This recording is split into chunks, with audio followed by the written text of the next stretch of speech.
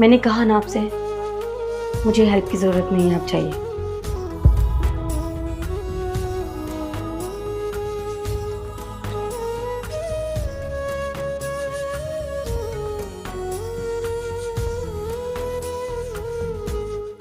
शिखा, शिखा, हाँ, ये लो पानी पी लो। Thank you. शिखा देखो, मैं जानता हूँ कि मुझसे बहुत बड़ी गलती हुई है, पर मैं तुमसे माफ़ी मांग रहा हूँ ना, प्लीज़ मुझे माफ़ कर दो। जैसा बर्ताव मैंने तुम्हारे साथ किया मुझे नहीं करना चाहिए था। देखो, तुम भी तो मुझसे प्यार करती हो और मैं भी उतना ही प्यार तुमसे करता हूँ। हो गई मुझसे गलती, मैं क्या करूँ शिखा? निखिल, तुम वो सब भूल सकते हो, लेकिन मैं नहीं। शिखा, शिखा कहाँ हो? आई।